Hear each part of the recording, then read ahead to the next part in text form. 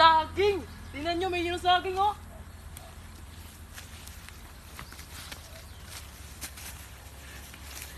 Hay, salamat. Makakain na rin tayo ng umagahan. Ay, salamat! Yes, hindi na tayo magugutom. Tara, kunin natin. Sige, sige. Tara, tulungan natin. Bilisan nyo! Gutom na ako! Ay, may naisip ako. Ano? Ano yan? Gamitin natin to. Sa loob ng maraming taon, ang mga tao ay namuhay ng naaayon sa kalikasan, umaasa sa kaloob ng lupain para mabuhay.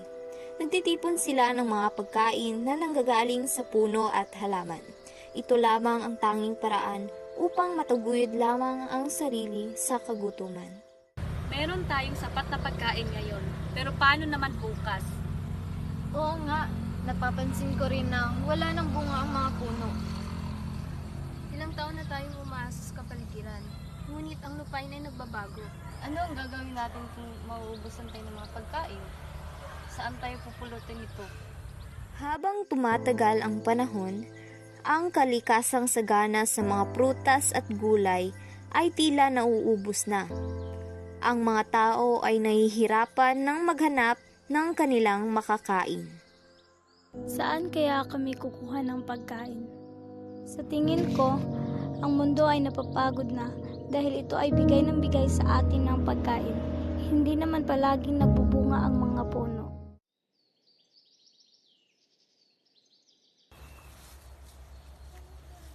Tingnan nyo!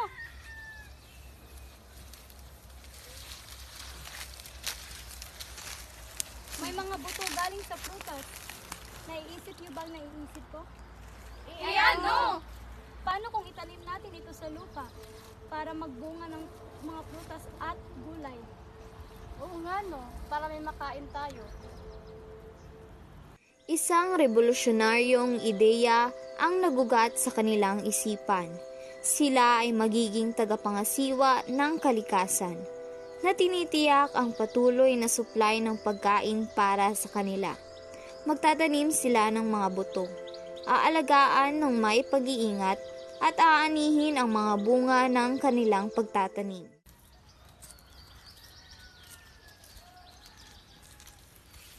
Tingin ko kailangan ito ng tubig upang hindi matuyo. Tama, diligan natin.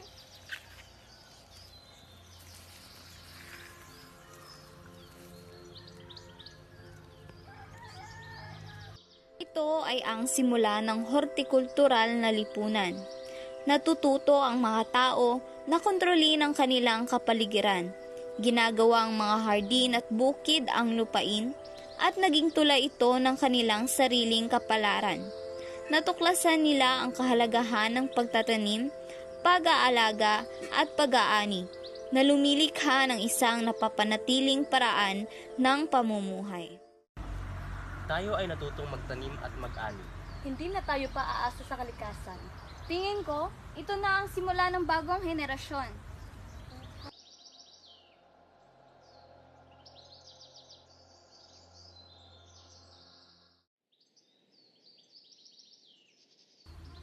Ang hortikultural na lipunan. Ang mga tao ay nabubuhay sa pamamagitan ng pagtatanim ng mga halaman para umani ng pagkain nang hindi gumagamit ng mga mekanisadong kasangkapan o paggamit ng mga hayop sa paghila ng mga araro. Naiiba ang hortikultural na lipunan mula sa mga lipunang agraryo na gumagamit ng mga makinarya sa pagtatanim at mula sa lipunang pastoral na umaasa sa paglilinang ng mga hayop. Ang hortikultural na lipunan ay nabuo noong 7000 BCE sa gitnang silangan at unti-unting kumalat sa kanluran sa Europa at Afrika at sa silangan sa Asya. Sila ang unang uri ng lipunan kung saan ang mga tao ay nagtatanim ng kanilang sariling pagkain, sa halip na mahigpit na umasa sa pamamaraan ng pagpitas at pagkuha lamang.